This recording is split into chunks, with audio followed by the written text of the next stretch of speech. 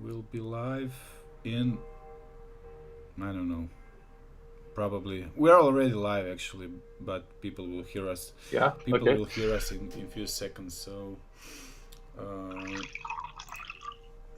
So there is a delay for audio, I'm guessing. yes. 10-20 seconds or so. Usually All it's right. like that. We'll see. I usually ask people to say something in a chat or or elsewhere. So sometimes I find messages, after the stream. I find like messages in Discord channel or I don't know, like WhatsApp or something like that about guy, yeah, like you have an echo, and it's like from 1 hour ago, and okay, so yeah, that's like uh, too late to fix, yeah. Okay, let me check YouTube maybe. If people can hear us, we can hear you. The sound is very clear. Maybe this will be the first stream ever that there is no echo involved. But okay, so before I introduce you, I'll actually start with something with a strange question, and that's I've seen like a big change in your work since the last time you were in Croatia at the IFCC. So it's much more simplified. I'm not saying that it's technically easier to achieve what you're doing now, but it's a lot simplified. Sharp lights, sharp shadows, no transitions of color and that kind of stuff.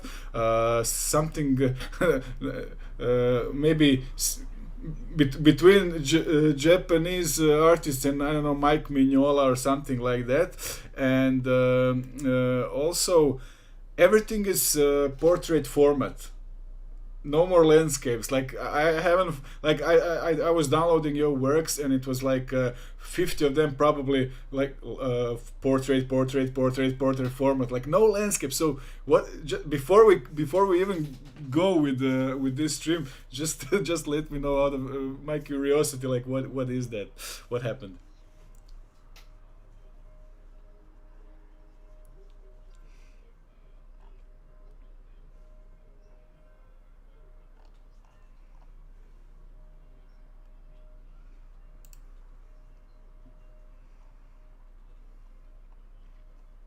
Mm-hmm.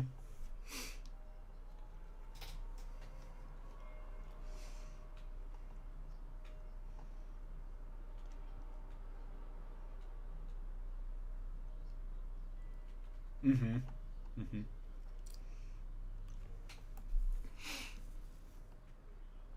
Mm-hmm.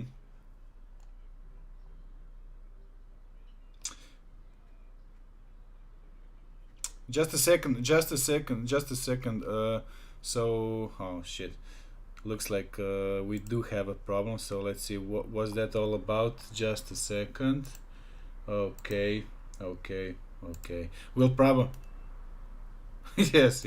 Uh, it was my. It was probably me. Just a second. I will fix that, guys. I promise.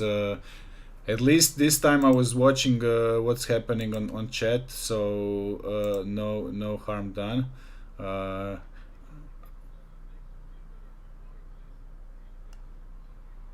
yeah, just a second. Okay, so we don't have voice here. We have it here. Here. Okay. So oh yeah, that's what I was explaining just a moment ago. Can you say something? Yeah, no, I'll have to. Oh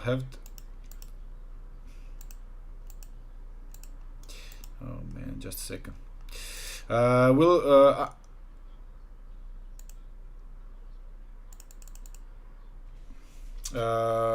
the link that we're. No, you don't have to open this. Maybe it's even better that you don't open it. I'm on it.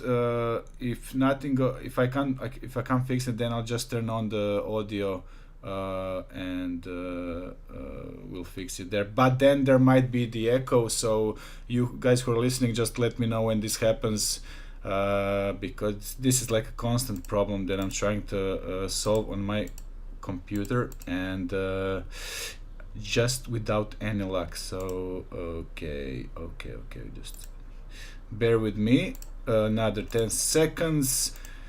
Just another 10 seconds. Just another more 10 seconds more, and we'll fix it. And can you say something now? Yeah, luck is overrated.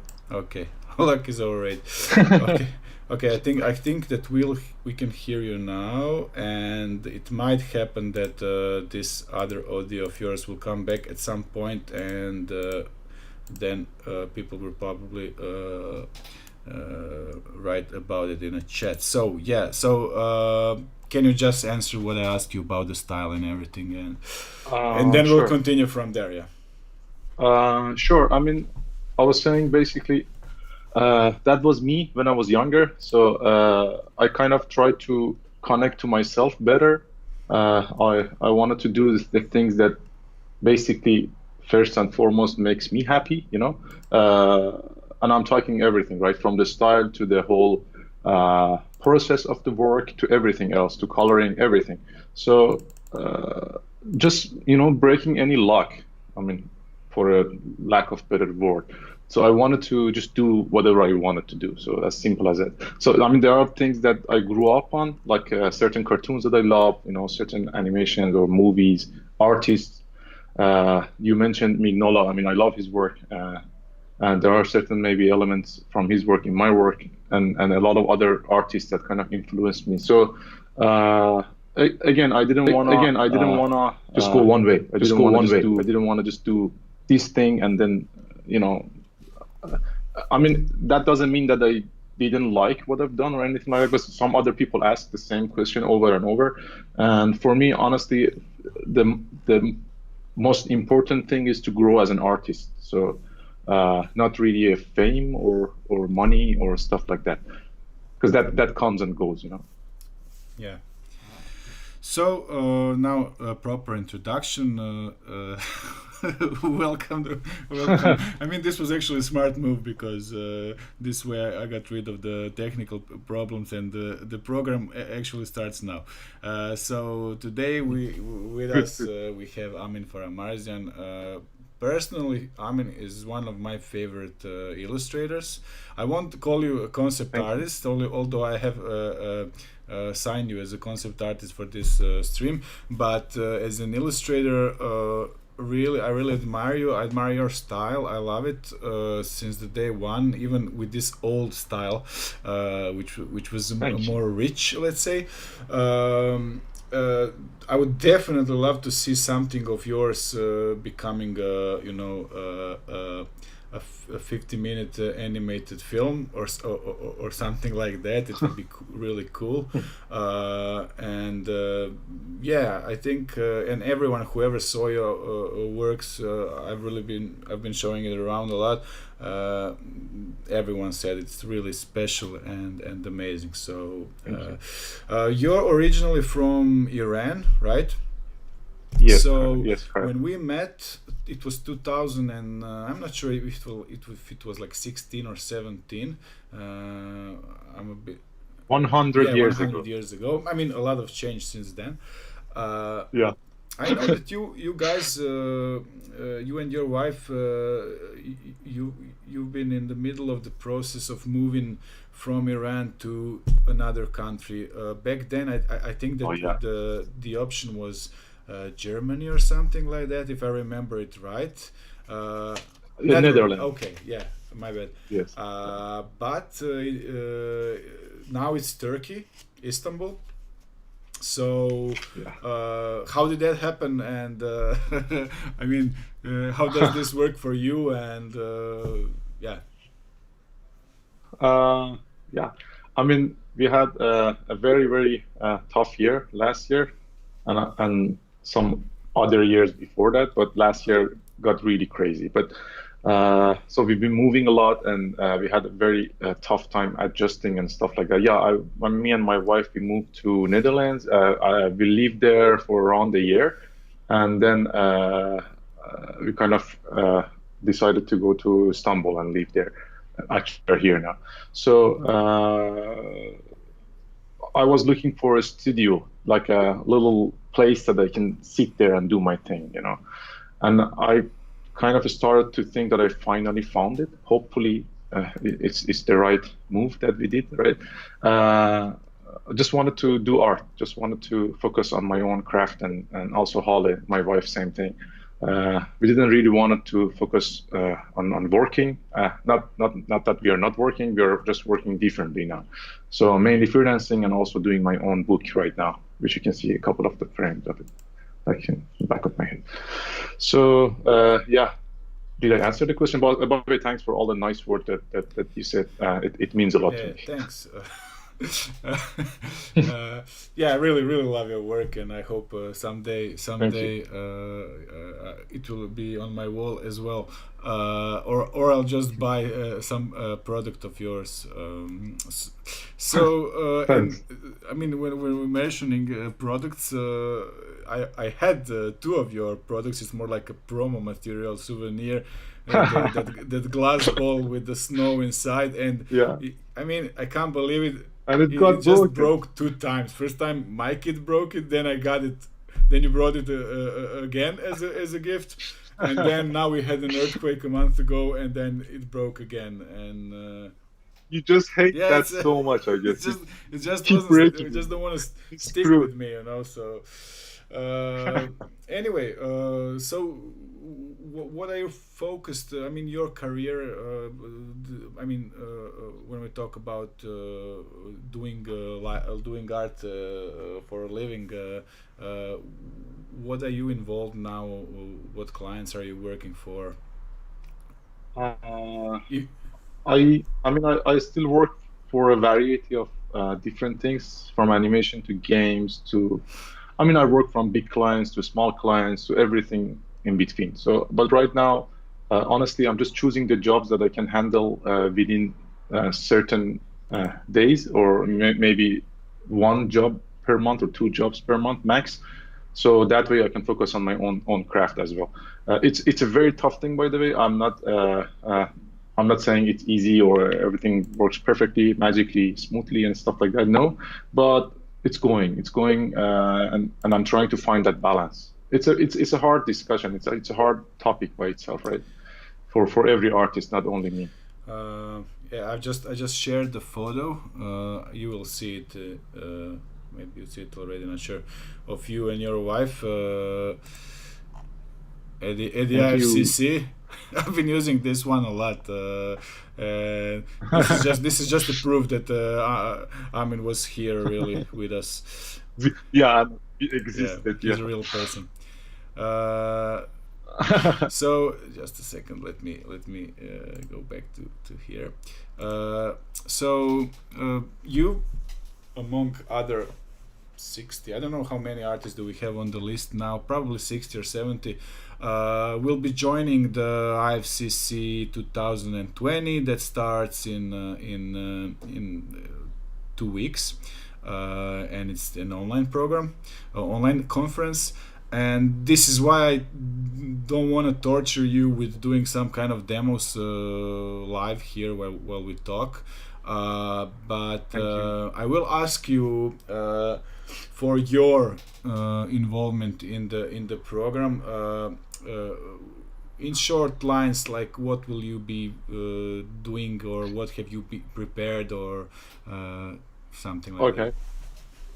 This question has, I think, two sides, right? Because you're also asking for yourself as well, right? Yeah. Just to make sure what I made, right?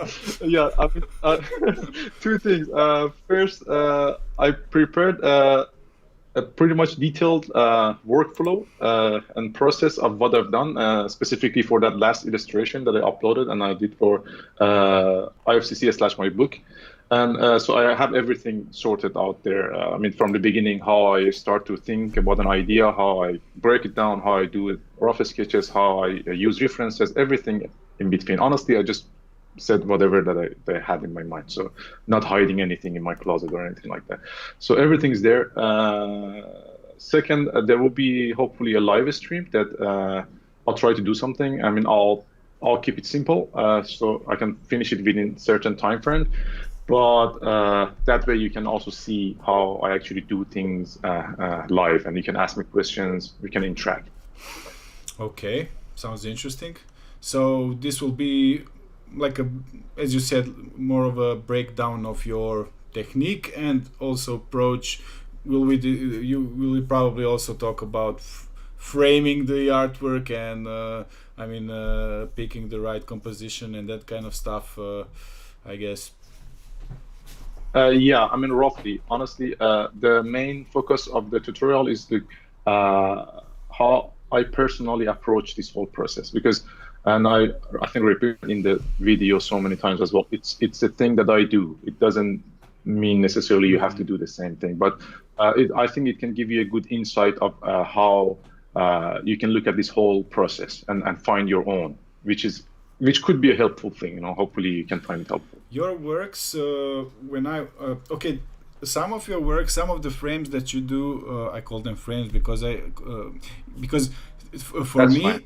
they either look like a cover of the comic or one of the frames inside of the comic. So it's always either it's like totally epic kind of scene, and or it's just some situation that protagonists are in.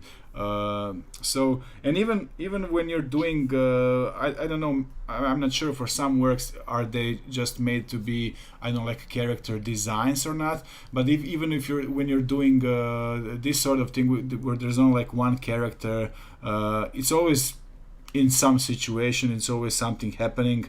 It's rarely just standing like in A or T pose. It's always something going on there, which I personally really like. Can you please tell me and all this I mentioned because I would like to know, have you gone to any art school or anything like that while in Iran, or are you self-taught, or what's your like background? Uh, Uh, I went to, but I don't know what's the name in English, but we have some sort of a high school that is in uh-huh. art. So you can either choose to go to normal high school or Hmm. go to this Yeah, art we high have school. So something I of the was, sort as well here. yeah, yeah. I don't know the name, but yeah. So I chose to do that, and with a lot of difficulties. You know, obviously parents didn't want to do that, things like that. But anyways, I went there and I learned so much. So all the teachers were pretty much amazing. I would say even 90% of them were really, really good. So they help us understand the whole basic concept of art, you know, what we are doing, and they took us to different museums. It was amazing. So for me, honestly, the most magical part of my life was my high school. So I still kind of live in that bubble, Hmm. you know. It was amazing. So that was that. And also after that, when I finished the high school, I started to learn from friends. Some friends like Sohail Daneshishtahi is a really, really great illustrator, Iranian ones. I'm sure like Iranian people know him already. He's great. So he was a close friend of mine. So we kind of had this back and forth. You know, he was showing us stuff from different comic books, from even like Joe Madureira or different amazing artists. Also, Esantari was a very close friend of mine. So we had this nice thing, you know, like this whole friendship kind of thing. So we were sharing things because back then, I mean, we did have like the beginning of the internet, I guess. Like we did have like that dial-up when we were about to finish our school. So it was like that last year of school, we had this dial-up thing. And even first day, by the way, we started to download like illustrations, like really, really Yeah. nerds, right? So we found this thing, and then yeah, let's use it. So yeah, we started to do that. We started to like look at other artworks. We started to have these illustration topics basically every single day, every hour, every minute. And then I left when I was, I think, 20. 20ish, something like that. I left. I went to Dubai. Me and my wife both. We lived there for 11 years or 12 years, something like that. I had a chance to also go briefly to US and to Academy of Art. I couldn't finish it, super expensive. I wish one day I could, finish that university, but it was great. So that changed me in so many ways. So I learned so much, and I'm not like exaggerating or anything. Specifically in a workshop from Massive Black. Uh, Amazing stuff, amazing topics, amazing demos, amazing everything. So I got super pumped, like let's do this, and I'm still doing my art. I mean, you asked one question, Yeah, I'm you just just talk. talking about so many That's better for different. me. I hope it's okay, Yeah, but just cut No, me, no. whenever. All right. So yeah, I mean, I had the chance to meet really great artists, talk to them, like with an embarrassed face, showing my stuff to them. Honestly, they were either super kind or they might saw something in my work that they liked or whatever, and they were like, hey, keep doing this, and you might have a good future and stuff like that. So, I mean, when you're younger, these type of positive feedbacks and comments help you. So they help you grow. And also, I try to do the same thing with other folks that I talk to. So I try to be positive, help them a bit as much as I can, so they can also feel they are included, because this is not really anyone's specific era or right, like there are so many different awesome artists out there, so it's not like this is better than that, or this guy is of course there are different levels and whatnot, but all in all, there's room for everybody, I guess. So it's not like a uh, locked. Maybe the only problem probably is that we all have to, fight for for getting a job and getting paid. So let's say a lot of times we're just not relaxed about our art because we're always chasing something. Yeah, can I say something on that subject? Honestly, I think a lot of problem comes from the mindset of so many artists that I met. I don't think artists themselves have certain leverage or anything, right? Like to me, job is a job. So if I cannot do art, I'll go fix the Hmm. furniture, or I go work in a shop. I don't care. I actually did that. Like when I was younger, I had zero money, by the way, just to be super clear. Absolutely zero. I come from Iran. I didn't really have like any good background, not financial, not even like support wise, like, hey, go there and make it, not even that. But I guess something inside me was just pushing me for whatever reason that I don't know. Still, to this date, I don't get it why, but something is like there's like a little fire that just pushes me, like do this, do this. Uh, so I went through all these different experiences that I just shared and mentioned. And yeah, so for me, it's not just going back to that topic. It's not that if you're an artist, you just have to sit and do this freaking amazing stuff. To me, at least, it's not the case. Like sometimes you cannot do that. Sometimes, there are days that you can do great things. There are days that you just basically recently I'm working on a sketch that I think is not really working, as simple as that. So it's not a given thing, it's just be with it. If you don't, if at like right now you don't have a right job, or you have a job, you want to do your thing, or all these different, it's for everyone. It's not like uh, I think we need to maybe talk about this topic more, because I hear these questions like, how did you do that? Or I used to even ask that from like a better illustrators when I was younger, or I still even ask it to this day, like, how did you? I'm like, say Mike Mignola that you mentioned. If Mike Mignola is Mike Mignola, I'm sure he worked for it. Like it took him years to get to that stage. Because now we are living in an era that people want quick things, right? Like 10 steps to do that, become great all of a sudden, stuff like that. I don't think it works that way. Yeah. Yeah, I mean, I like your perspective on things. I myself kind of, I think I mentioned this too often, so others probably heard it already.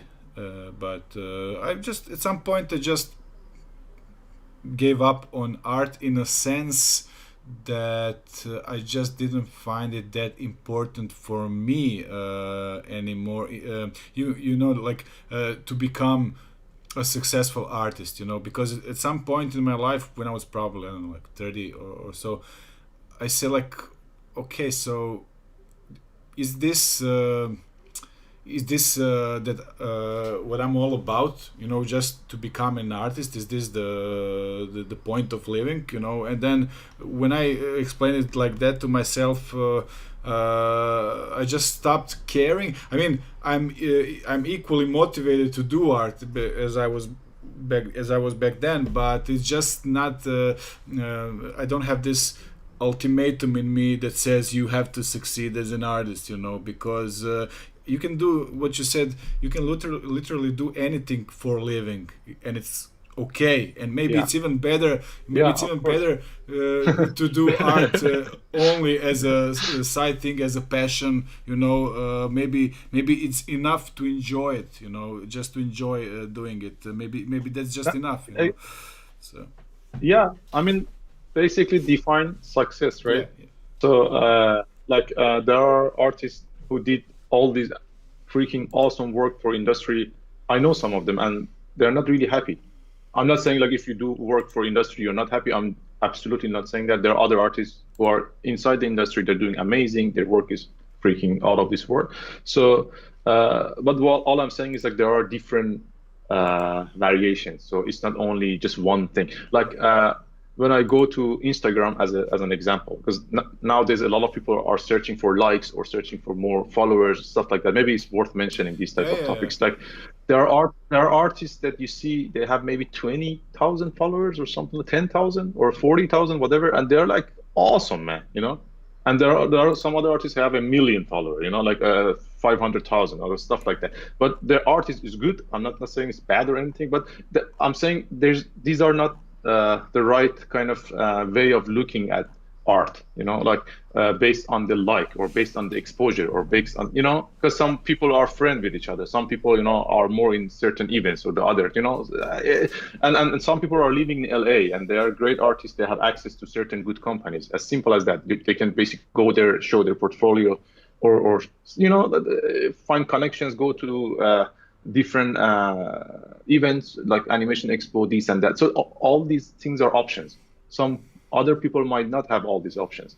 That's why I'm saying define success. So if you find a good artist that lives anywhere in Afghanistan, in Germany, anywhere, and they're doing great, I think first of all you should compare what they've done so far. Like kind of if you want to judge, first don't. But if you want to really like go and judge, see what they've done, like within their realm, right? Like and to me that's success if you wanna, Yeah. you know.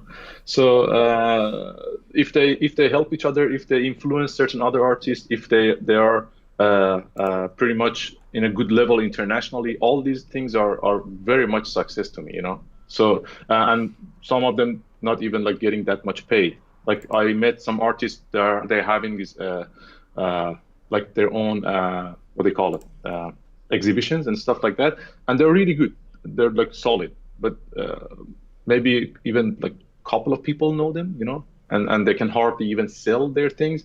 So it's one of those like to me, don't at least this is what I think and what I do. I don't look at myself and I don't think, hey, I mean, what do you stand, you know, compared to this or that? I don't really compare, you know, because I mean, I do in a technical level sometimes, you know, hey, this composition is amazing, this color is good, stuff like that, but not as a person. Don't do that because that's destroying yourself Yeah, basically. I would even go that far that I mean I did go so far that I sometimes even tell to my, you know, friends and colleagues like why are you leaving, you know, negative comments on someone's work, you know. For example, you know, when some games comes out where obviously hundreds of artists were like working on, and you know it happens that like every year there's like one or two games that just, didn't meet the expectations, and then everyone is like, oh, this is bad, this is totally wrong, and I'm like, dude, you're like, you're you're motivating others to say the same thing that you're saying, and then Yeah. at some point it will erupt, and then those guys who are working on that game, will have problems. They might even get Yeah, fired because of all this negativity about the project. it could be. And It like, could. would you, like, as an artist, would you like to hear like that someone is talking like that about project that you've been working on, and maybe you didn't even have enough freedom, to do what you want to do there. Maybe you were, I think that people are just, like leaving their comments behind like they're nothing, like but actually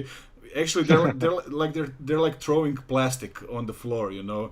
Of course. So Yeah. it's Yeah, yeah. Honestly, I would say two things. One, uh, definitely be nice, right? Like, don't be a jerk, and don't troll stuff like that awful. But also, I would say you could be critical as well. So that's a thing that maybe we are a bit missing nowadays. Because if you like search throughout different forums or different websites, it's almost like people are trying to be super yeah, nice, like now it's okay to say, hey, I don't like certain, not to say I don't like, but say, hey, maybe the color yeah, is whatever, maybe constructive, this game could yeah, use. Yeah, constructive exactly, criticism, constructive yeah. comments. So that's that. Yeah, do have some sort of a critical eye, because, and you don't necessarily even need to write it, by the way. I'm just saying, you don't need to also be super nice, you don't need to be a jerk. Yeah, yeah, I agree. I mean, because it's the point is, I mean, we all uh, learn from others in a way. Even if you're like totally self-taught, at least something that you like will motivate you. And I don't think that any negative comment towards your work, and when I say negative comment, I don't mean the comment that we just defined as a good example of comment, the constructive one. Like the negative comment that people can write, oh, this is you noob, you don't go home, Oh, like, oh, why are you even doing this, yeah, yeah. don't do So it. I mean, this Yeah, can't help, you're anyone. It's bad for your self-esteem. yeah, sure. Yeah, It's definitely. the person who left such comment won't benefit from it. And for me, Yeah, this is why I say, like, I don't see any point of leaving such comments. true. So let's go back a bit to this part of the life that you said that was really dear for you, and that was going to school, to this high school for art in Iran. Yeah. In Croatia, it's called the School of Applied Arts or something like that. So it's but like students who were going there, I'm just trying to compare it with the situation here. Were they different type of Sure. people, or visually maybe from students who were going to the other high schools? Like, were they a bit more alternative? Is it? Can you like compare this to the maybe kids on the West? Are there any similarities in that manner?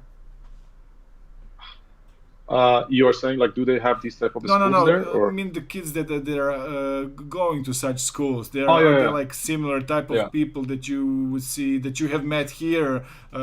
Because I mean the cultural Uh, difference is obvious, but very yeah. often I notice that people think it's like the difference is just too big.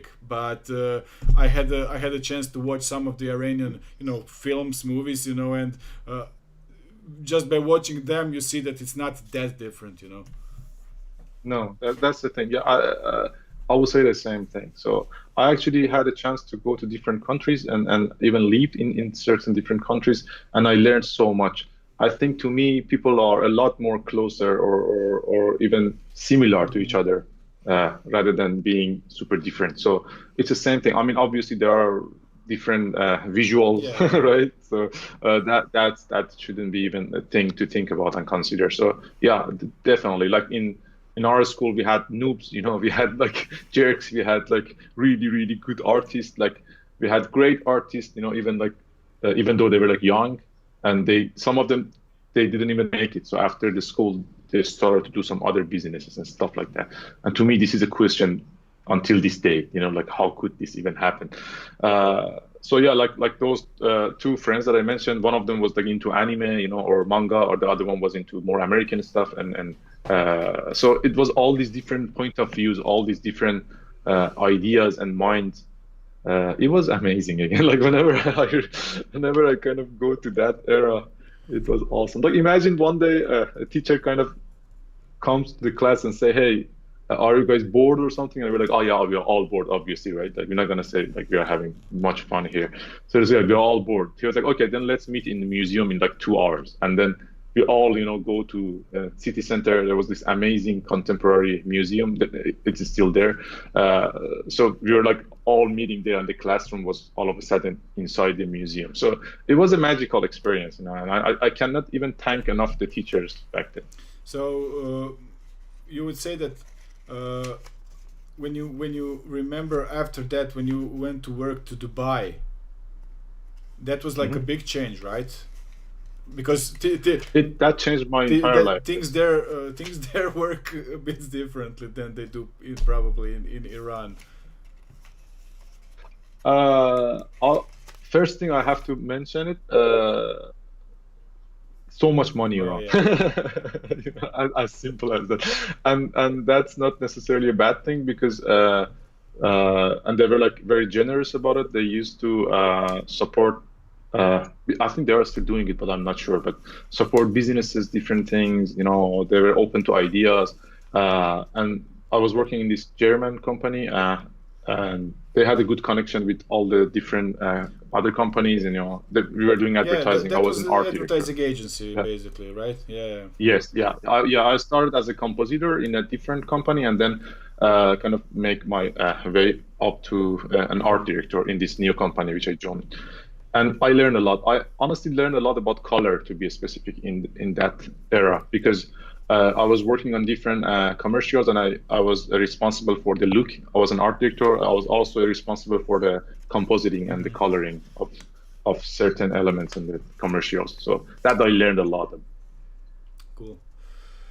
So Did I even answer the question? I just to totally be honest, I don't remember what the question was actually, yeah, but I that's know good. it was Always good. about your work in Dubai, and I asked that because the first time we got in touch, actually you were texting me from this office in Dubai. So, and to me Yeah. it was very interesting because I didn't have any perspective on what is going on in Dubai regarding some, I don't know, like art jobs or anything like that. So it was total mystery to me. And when you said that you work in Dubai, I was like, oh, that's like very interesting. I didn't know they also have, but it's now it's a huge city there. So I guess they have everything that you would expect to find in, I don't know, London or New York or Yeah, Berlin. it is a very, very connected city, Yeah. definitely, in I mean, so it many is ways. Yeah. built for business. So, yeah. Yeah, they are saying it's a big Yeah, office, yeah, a yeah, lot of people. definitely. But I think there is more to it. Like if you, and I'm not trying to like exaggerate anything, but if you live there, and lots of people don't like it, they're saying it's only sands and stuff like that. Sure, there are that, but also this whole connection, talking about every connection, having even Comic-Con kind of came to Dubai. For me, that was also another life-changing thing. Like I wasn't in Comic-Con, right? So and then all of a sudden I saw the event there, and I started to participate. So I think 2 or 3 years or something like that, I went to Comic Con. I got a desk.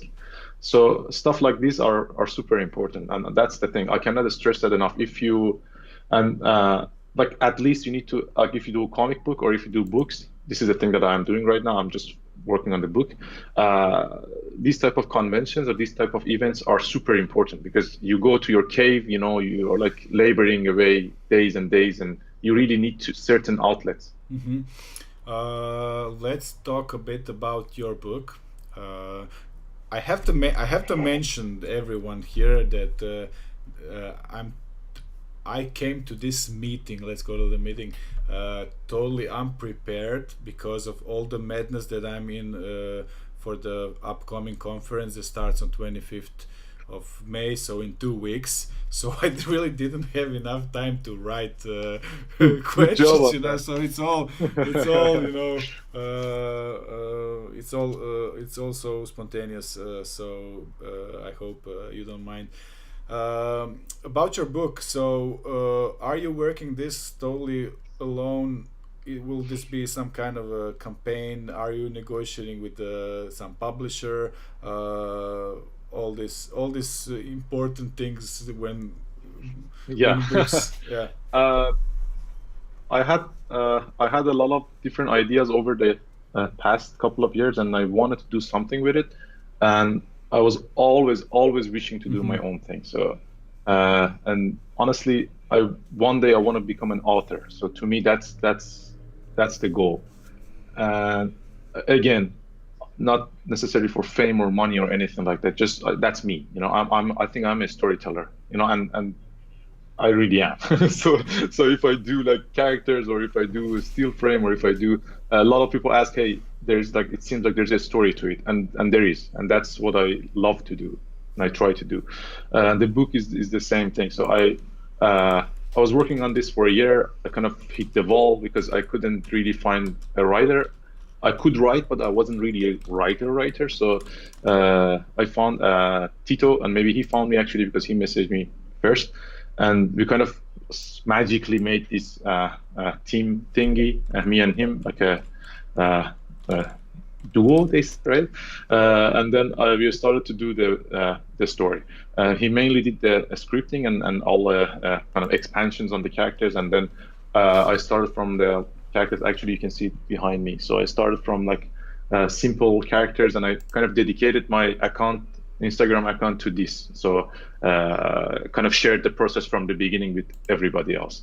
Regarding the publishers, now that we have the story, and now that I have a couple of pages ready, and I'm very much working hard on the roughs for the other pages. We had this loose talk with different publishers.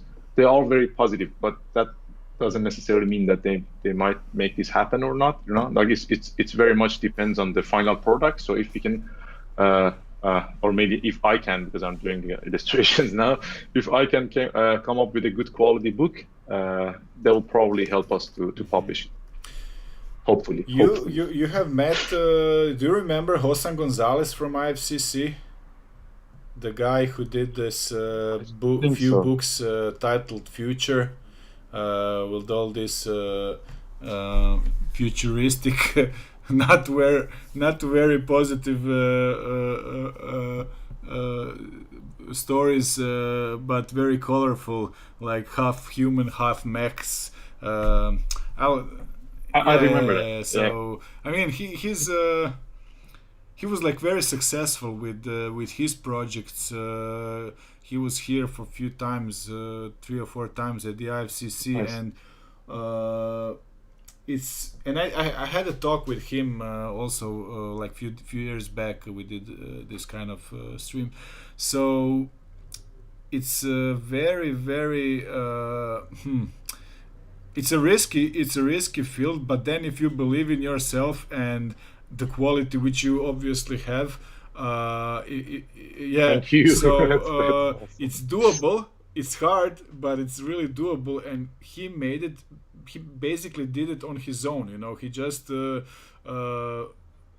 That's what I'm yeah. doing as So well. Yeah. it's possible, and it's funny because he uh, I mean, actually not funny, but he managed to hire like half of his family to work on like packagings and that kind of stuff, like sending the books after the campaign was successful. And he had two or Nice. three campaigns, I think, so far that were successful, 2 or 3 Kickstarter campaigns, so and he said some things which are very important, which probably anyone who runs campaign for collecting money on Kickstarter or elsewhere would say.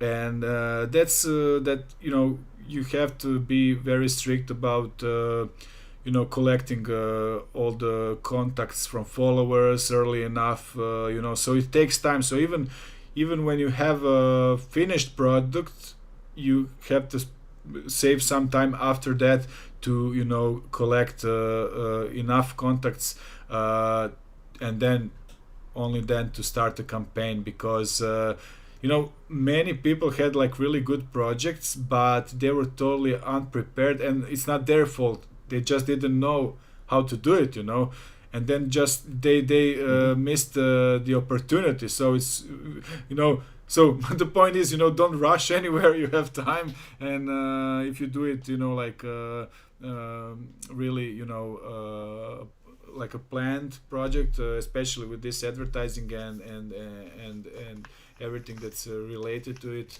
I think that it will be a success for sure. So Hopefully. yeah, I mean, Yeah, we honestly, can't know, but yeah, you my, can be positive.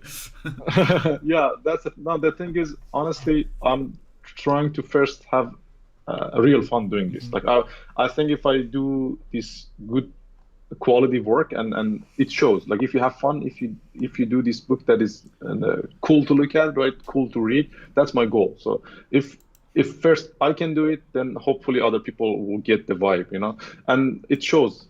It's super strange. I don't know how, but whatever feeling that you have, if you're down or you can't really, focus on the compositions or characters or blah blah, it shows. At the end, the product is meh. But if you really think that this is cool, maybe this guy is really kicking, stuff like that, and people get it. I don't know. Like, to this date, I don't know how this happened, but there's this magic. There's this room that audience kind of Yeah, feels. But it's a lot of work. It's super hard, insanely I hard. can imagine. I mean, I don't know Yeah, what the scope of the project is. I mean, how many pages and it's 300, mhm, around 300 mhm. pages. It's a lot of Yeah, work. yeah, I can imagine. Hacking. Yeah. How much time do you need for for one illustration? Something that we can see in your portfolio, that kind of thing. If you already have an idea in your head. If it's a more like, I think I have a couple of them behind Hmm. my head. Like, say that one, which has like a lot of details. That those type of illustration takes me some time to do, like 2 3 days even. But the ones that are more simple, obviously, like just only characters and stuff like that, that's a day or 2 days max. So that's my time, and the pages are a totally different story, because you have to do the rough, and then I mean, first the thumbnails, the rough, and then you have to do the cleanup, then you have to do the outline, and so on and so forth, the colors and blah blah. So that's a totally different approach Is for me. this Not totally, but is different. this still you're still I mean, you were one of the first guys who was using, not one of the first of course, but one of the first I met who were using Procreate for his or her work. So is this your tool of choice, or are you doing this on desktop? Paper. Paper. Okay. Okay. Yeah, yeah. I'm just sketching basically from the beginning. It's everything is on Mm-hmm. paper. Sometimes I go back to Photoshop just Mm-hmm. to clean up things, like and maybe try different approaches with big brushes and stuff like that. Messing with the silhouettes, having these S curves in the compositions and stuff like that. Other than that, everything else pretty much is on Oh, paper that's except the color. amazing. So, oh, okay. So the Traditional. coloring is digital, right? Coloring. Okay. Okay. Yes. And sometimes I do like watercolor, color pencil. I do Uh-huh. that too. I think I have posted a couple of the like more Mm-hmm. traditional works as Mm-hmm. well, Cool. but mainly digital. Tell me about life in Istanbul. I mean, Istanbul is another megalopolis. It's like a I huge love it. city with Yeah. so much culture and history, Yeah. and it's, I don't know. I haven't been. My wife has been like two times, I think. And from all the images I've seen, from all the videos, and I have a feeling that it's like one of the um, cultural centers of the world. So it's so Uh, many things I'll, is happen. So many different things are happening there. Different type of people, like total madness, I would say. yeah, yeah, it's awesome. Like I love it. The thing, like for me, it's such a shame that we lived in Iran, like next to Turkey, and I didn't know at least that this place exists. Uh, and then I think it was last year that I visited. I just fell in love at everything. Like from the this city is super alive. Obviously, not these days, right? Everyone's Yeah, are yeah, locked, so we're looking at our walls and stuff. But hopefully, when things are but back to normal, which seems to be never, never. at least Turkey Yeah, has a lot of soap operas which you can watch while you're locked while you're locked inside. Oh Jesus! yeah. This city Yeah, is so nice. Like I cannot like, and also people are very kind here, and it's just and strange. and It's the the truth. food is like really amazing. Yeah, You get fat in a yeah, week. yeah. Then it's not the place for me. To, I Yeah. get fed here as well. So what's the? I mean, are you connected with the local art scene there? With the local artists? Do you have places where you Yes. usually meet when there's no COVID around? I'm a bit isolated at the moment because we've been here for Mm-hmm. around a year, 1 month short. But I found some Iranian friends that are illustrators and they're actually pretty good and they Mm-hmm. live here. So we made this friendship already and it's nice. So sometimes we go out, we go to a coffee. Again, not these Of days, course. so I miss that so much. So sometimes we do this sketch jam thing and they are starting to slowly introduce me to the local platform, and it's really nice. Yeah. Yeah, I hope I'll be able to come there for at least a week, so maybe we'll get a chance to hang out. Uh, Yep, so, but sure. what I know that I know when people come to Zagreb sometimes, and they want to meet, and it's actually really hard for me because I'm in a constant, mess with the work and everything. So it's kind of hard to explain someone, uh, like yeah, I know, like you can, No, I yeah, make I make time. Don't worry. yeah, yeah, yeah. It's I just it's give it's, me a it's, it's call. hard to say someone like, oh, I really can't go, but and then you go, you meet someone, of course. But it happens that every time someone is here and wants to hang out, I'm like in total madness, with the work and everything. So but then of course we go at least for a lunch. I do avoid going in the evenings, out in the evenings with guests, because I know how this will end up. But then it's better for me, to just go to for a lunch, meet with them for a few hours, and then hug each other, and that's it. Uh, The thing is, there are so many places to go here, and it's like it's crazy. Like I've been here for a year, I couldn't even go to like five of them because first of all, it's very yeah, crowded on a normal day, and also there's so many. So you can spend, I think, like four yeah. months here and just every Yeah, day go yeah, to a yeah. new I place, know. basically. My wife told me that. I mean, she was totally surprised by the city, by all the architecture, historical It's places. insane. Yeah. Yeah. It's really amazing, and the food and the market and I think they based Assassin's Creed here, right? Based on Istanbul or probably, something like that. They did a lot of environments, I think, based on Istanbul, if I'm yeah, not mistaken. probably. People who worked on Assassin's Creed can explain. Yeah, I mean, there's like the Blue Mosque, and then there's the that other Hagia Sophia, and then there's no. Is it Hagia Sophia? Did you say, or is the? Wait a minute. Am I saying something wrong? Is that Uh, in? But I think there is.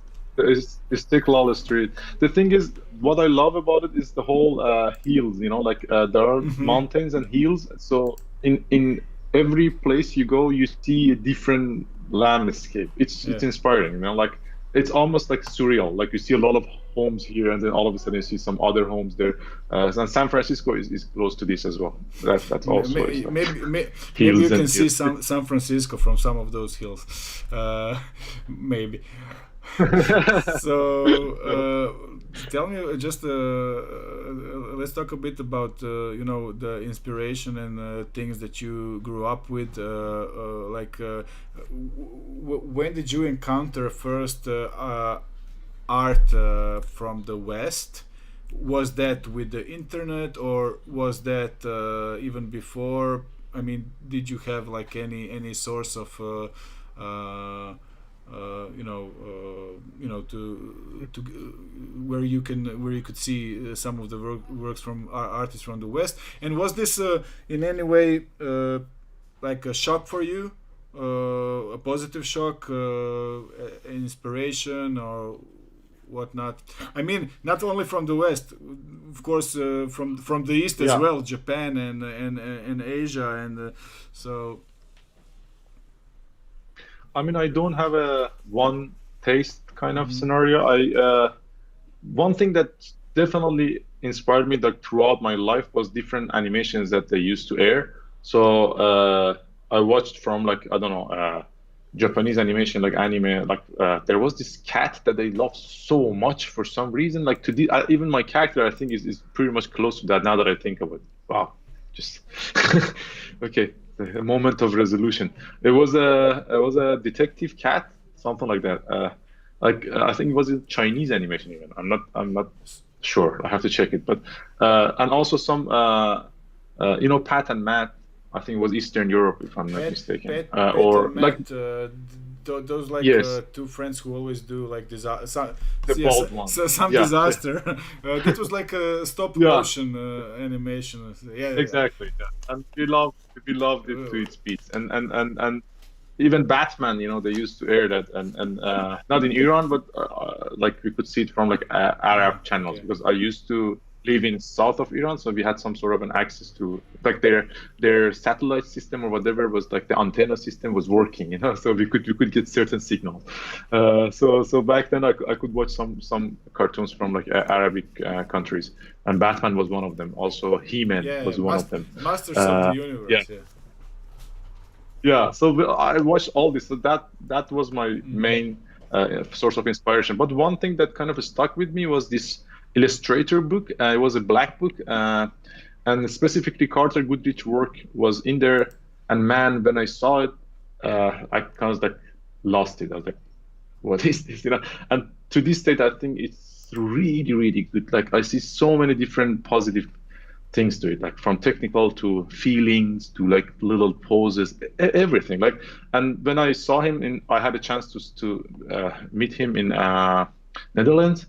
Uh, I was so excited I couldn't even talk to him. I was like so embarrassing. Like, like next time I see him, I was like, this guy, it was awful.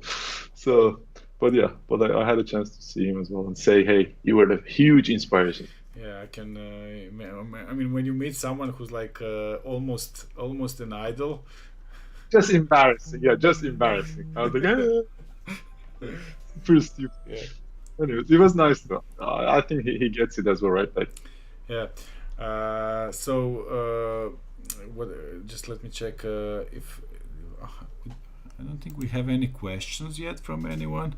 Uh, no Nobody cares. cares. Don't be so hard on yourself. Uh, yeah. Okay. No, the thing At that least at the least I things that we haven't. talk about might be interest for us, right? Like not Yeah, necessarily yeah. other people. It's Anyway, not like only art focused, so uh, maybe that's the reason why people fell asleep. Okay. Uh, so what you said earlier, I just want to discuss that further a bit. What you said earlier, like you see yourself as a storyteller, and then we have this book that you preparing, which will be based on your storytelling, I guess. So what will the few? I mean, after this book, I hope it will be successful. But is this a new start for you in a sense? Would you want to do more and more books, or do you thrive to something Uh, else? I, that I don't know. One thing I know that I wanna just to be frankly very honest about this. I'm giving you these examples not just because they're Yeah. famous, because of the things that they've done, like Mm-hmm. Miyazaki or Mike Mm-hmm. Mignola, or and I know these names are big and a lot of people are using it, but for me, what they've done matters the most because they basically brought something new Mm-hmm. to this world, you know. So they created something that wasn't there, and that's Mm-hmm. my goal. I hope that one day I can get to a point that I'm an author. I have Mm-hmm. something to say. You know, it doesn't matter if it's in animation, if it's in books. Uh, I want to be able to create this universe or this type of a story to tell. And to me, this is the most exciting thing. So, and it doesn't matter if I do it for someone else or I do it for myself, right? Again, there is no Of ego course. involved in this whole process. I mean, Yeah. it's a challenging path that you're taking because, Yeah. at least to me, it seems that, I mean, I don't think there was a point in a history that there was so many people involved in art, and because I mean, it makes sense. We are all connected now. You can see what the other guy is doing at the on other side of the world, and you can get inspired by it, and also many others get inspired by it, and then many others also decide to become artists because maybe 200 years ago uh, people just didn't think about becoming an artist because no one was making money out of it. So it was Yeah. logical that you will probably go and work somewhere in a coal mine or something like that. Yeah. But now people have these dreams which look like very vivid and possible, and which also brings another, I wouldn't say a problem, but the situation where you have like really really a big number of high quality artists that weren't there before, and then you're, want it or not, you're kind of competing with them.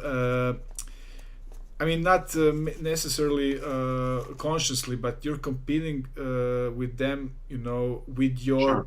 product, like your place on the shelf. Let's call it that way. So it's in that sense, it's challenging, and what you said, like there's enough. I think you said that there's enough room for everyone, but. For me, I wonder if there really is enough room for everyone to live from it.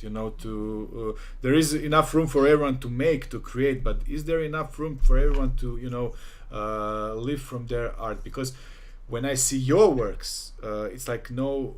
I mean, I don't even ask that question. Like, of course, you have to be a creator and you have to make enough money for a living just by doing your work and not doing any work for clients. Because to me, this is the only possible way. When I look at your works, it's like it's just the way it should be.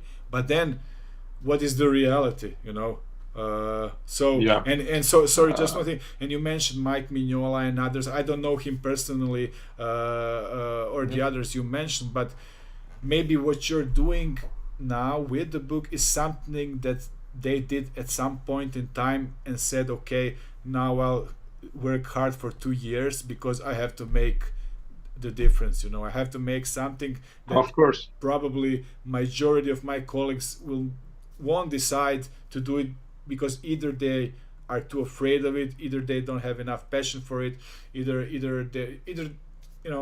either they are just like not into it. Maybe some of them like working only for clients. Yeah. I mean, the thing about this is, first of all, I don't think life gives anyone any guarantee. So, uh, like even back then when you said you could have done the mining thing, I'm sure back then there were amazing painters as well, right? and they were like even famous ones. So like I think one of the most famous painter that who ever lived was Sargent, right? Mm-hmm. And Sargent was pretty much like from back then. Uh, and of course he was connected to the palace, and they paid, like Michelangelo or these amazing people. But again, that's why I said it's not about how big you might get or how famous you might be, at least for me, right? uh, uh, can you do something? Can you sing well? Can you write something good? That's all there is to it. Can you paint something good? So if you can do that, that's the first and most important step that you have to take. The rest is out of my control, right? So if the book doesn't sell, what can I do? If after this book I end up going back to the job that I used to do 5 years ago in order to even survive, what can I do? Right? Even if I like, this is the worst case scenario. If I have to forget about art altogether and then go do something else because I don't know, my wife got sick and I have to take care of this and that, let it be. Yeah. Right? Like what can I do, right? But now that I have the energy and then I feel that I'm up to some good things, and I feel that this book could be a positive thing to do, at least, for me and for others.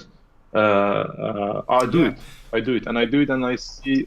And if you see me in a couple of years later on, and hopefully I was successful, or whatever you call it, then we can go back to this talk. It would Yes. be interesting, actually, because I would like to see I it. mean, the point of my question is actually, don't give up.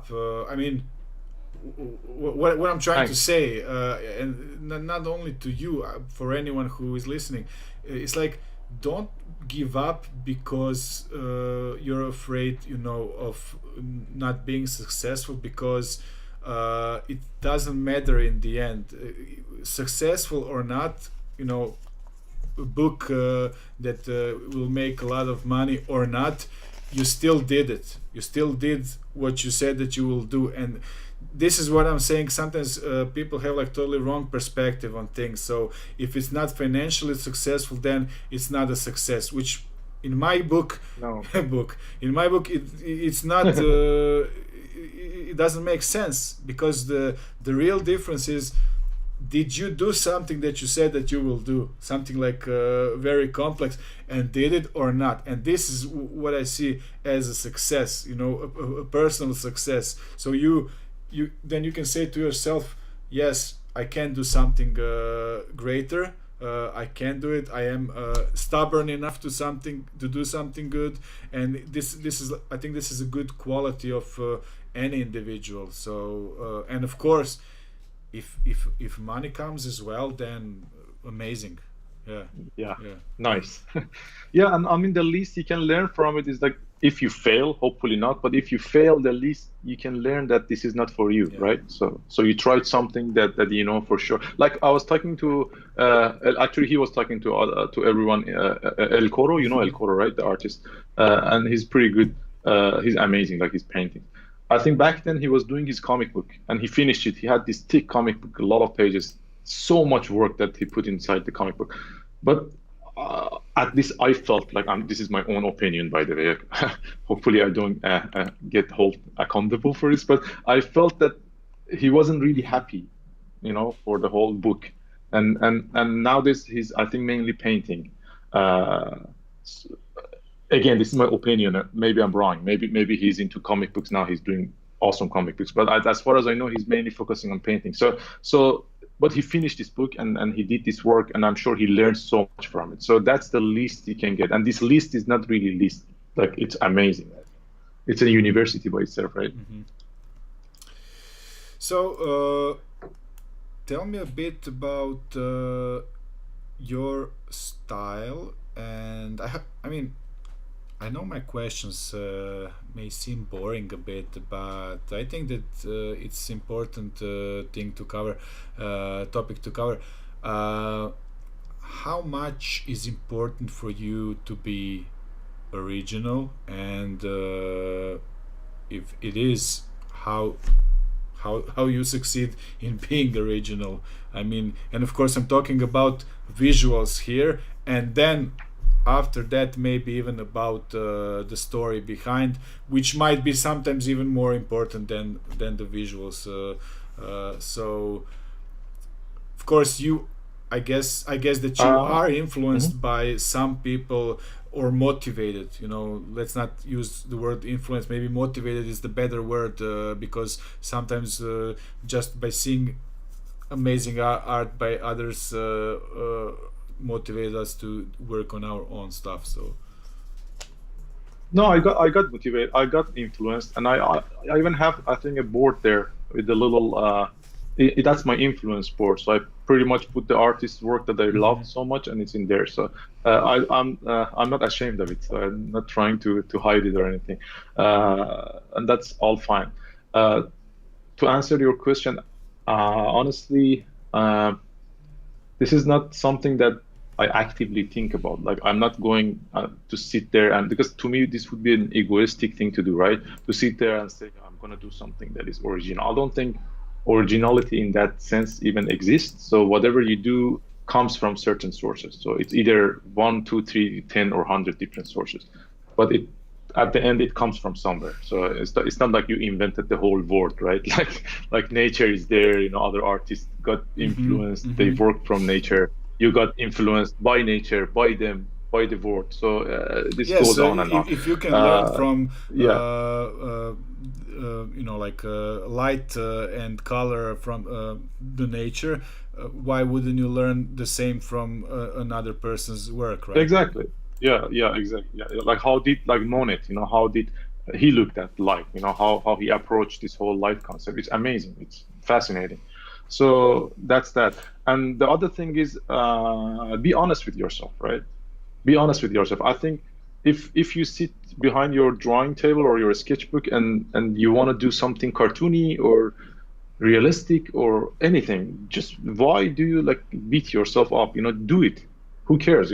Like if your stuff are super cute and tiny and kiddie, why not? There are illustrators that are doing like a children's book, and they're pretty doing freaking awesome. They're selling their prints, they're selling their books. So whatever you do, if you do it good, I would say people respond to it one way or another. Uh, so let's talk a bit about client work, just a bit. And I mean, I think we're already done with all the topics. I mean, I can go on and on, but I think like around 1 hour is acceptable for us, for the crowd and everyone else. Less Yeah. headache for So everyone. Yeah. I guess from everything what you have said during the last hour that you're totally okay with doing client work, but that's not something maybe that you would like to do forever. Yeah, So, definitely. Yeah. but what I found useful when doing work for clients is maybe I don't know if you had these situations, but I remember when I did work for a lot of clients. From time to time, I would get angry about their interventions in my creations. But when I analyze this, after the job is done, it's always like yes, the final work very often it's like, yeah, the final work was actually better because of their interventions. Not always, but a lot of times uh, I realized it's more about me being like me, like stubborn about my creation and very possessive, and then I don't like anyone to ruin my ideas. But very often actually this teamwork between the artist and the client actually ends up with something good, with which is not, it's not so often. When I was working in advertising, then I remember that clients were kind of different. They kind of ruined what you did creatively. Yeah. But when it's when I did works for that included like illustration and maybe for games and something like that, then actually this client artist relation would end up with sometimes even better results, maybe even in majority of cases. So um, So what are your experiences with that? So for example, if you compare Uh, your time in Dubai working in the agency, and after that when you moved to Europe and Turkey and the works that you did in the recent years. I had a mix of different experiences. I mean, there are times that you deal with an art director, and the art director knows, like, very, like, he's a knowledgeable person, so he knows about the variety different of fields and things. And then you're lucky because actually you will even learn things from him. But most of the time, not. Most of the time, you you get feedbacks from people who might not necessarily have the right eye for the things that they're talking about. So that's a problem to me, at least, when it comes to client work. But so far, not all the clients. I think like 80% of the clients that I worked on, maybe even 90%, were super happy. Like, I try to do balance things. So first, I ask so many questions from the beginning. I try to understand what they're looking for. So I don't want to, like, hit and miss kind of thing. So I do that. I do my homework and I really care. So I go and read about the thing that they talk about, or look at references, and it takes some time and a lot of processing power. So I do that, and then after I'm done with that stage, I hope that things go smooth, and we get there. I'm not against feedback whatsoever. So whoever that gives me feedback, I'm open to Hmm. it. But also, I would love to keep certain uh, decision kind of power. So at the end, because I'm the one who has to finish it, right? So I would still keep me all the way to the end of the product, because I don't want to do something that at the end say, hey, that's not my thing. There's so many artists are saying this is not even my creation, because I got so many comments, or I got so many. I don't want to be like that. I want to at least say, hey, I did my thing as well, my part as well. I had mainly very good experiences, and but obviously some bad ones as well. Uh, do you get jobs by recommendations, or is it I mean, did you ever join any of those online freelance markets or that kind of places, or you just Not really. so obviously you have like really good history of satisfied clients or agents that get you work, find you work, or contact you for some work. Yeah, I think that the world is pretty small. Like, you realize it after you work for some years. Like, even if you have like, if you met someone and you talk with someone, as you said, you do something good for them, they probably tell the other guy, or they tell another company. Uh, my case was mainly like that, and also ArtStation. ArtStation helped me Mm-hmm. a lot, especially in the game Mm-hmm. field. So uh, pretty much got all the jobs recently from Mm-hmm. ArtStation. So that's that. But other than that, yeah, I mean, the recommendation, but never like a separate agency. Not that I'm against agencies or anything like that. It's just I didn't really work with But them. would you imagine, let's say, so 3 years from now, Amin is like working only on his assigned projects, like your own IPs and that kind of stuff. I guess it might help to have an agent who represents you in a sense that he takes care of, or she takes care of all the correspondence, contracts and all that kind of stuff. So I think it would make sense to pay someone a provision, just so you don't have to be involved in all this hundreds of emails monthly. Do you know a good person for that? I'm starting I to. I mean I have a few of them who I met who do something like that, but Okay. I would say it's not for everyone,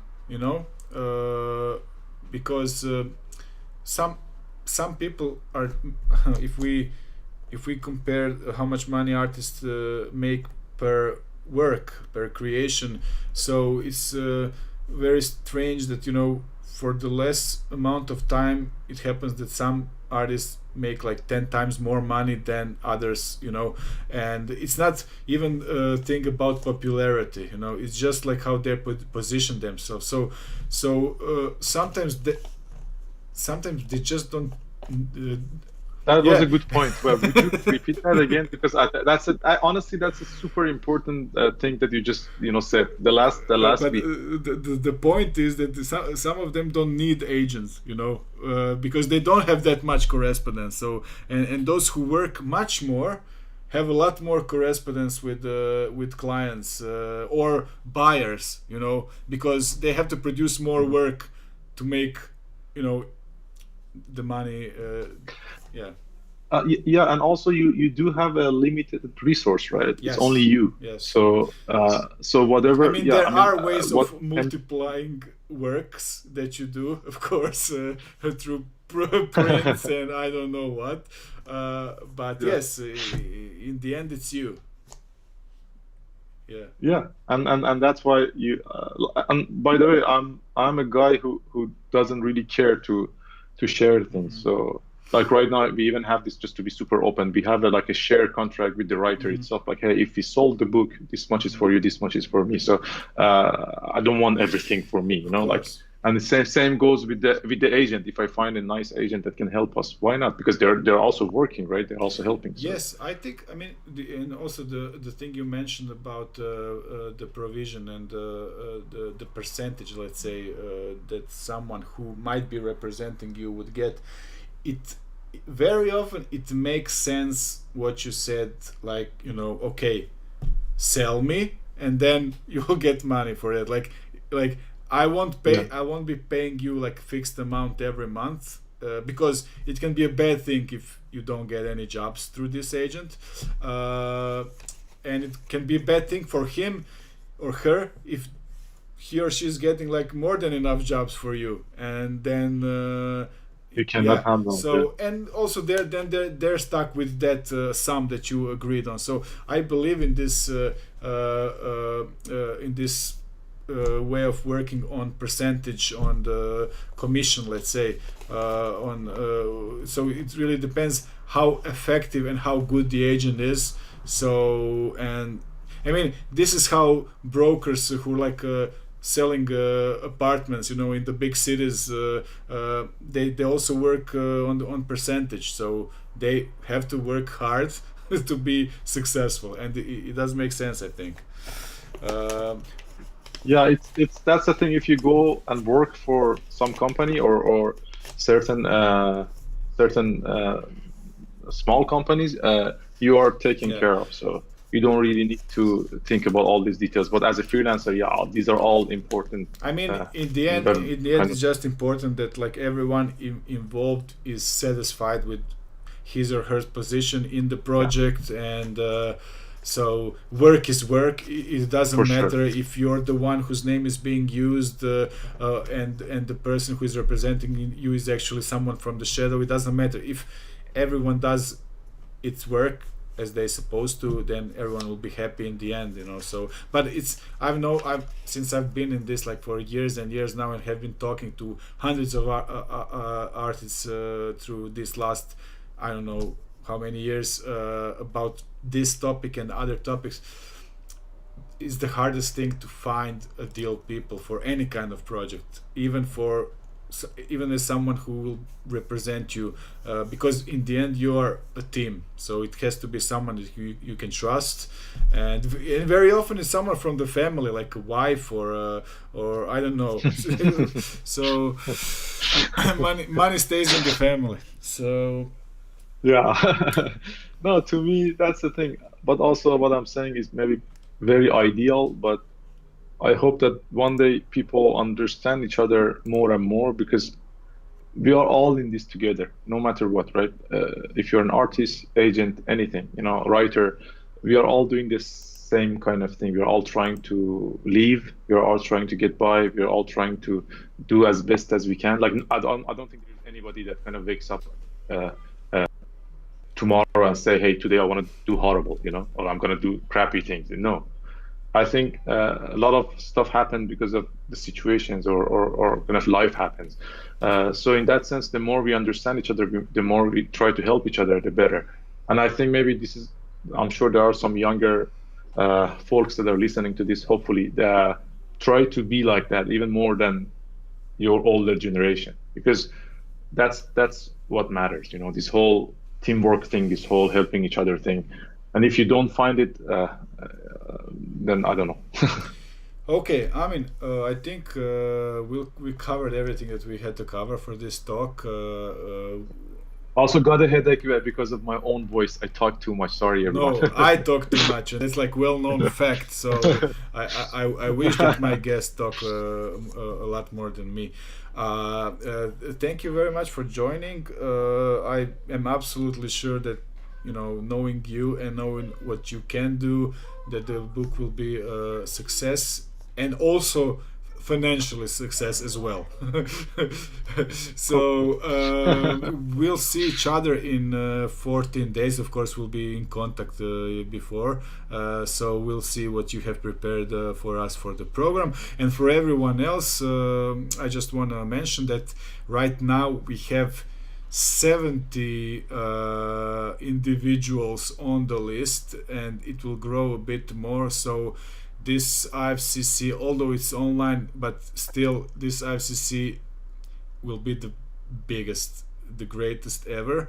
And I don't know, I'm a bit scared, to be honest, because I really hope we won't have too much of like technical difficulties and all that. But what I can say for sure is that you're going to learn a lot. We have informed everyone through newsletters about all the discounts available for the, we call it a premium program, but also there'll be enough of the free program for everyone else. So if you have any questions, contact me, and I'll leave the last few seconds to Amin to say what he has to say. Thank you. I think I talked enough already. I honestly, first of all, wish you all a very safe future, and also wish you peace of mind and calmness to do whatever you like to do and enjoy this whole process and just leave. Thank you. Okay, in 3, 2, 1.